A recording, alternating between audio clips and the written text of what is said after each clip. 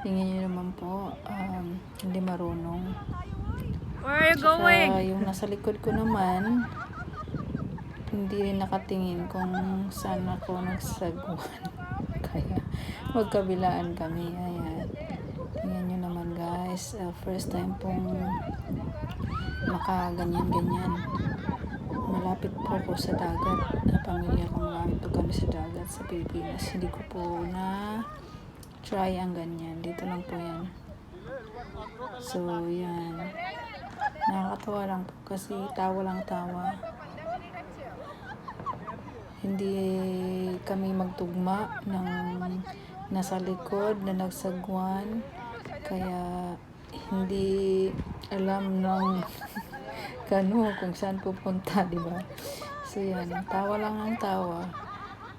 Kaya yan.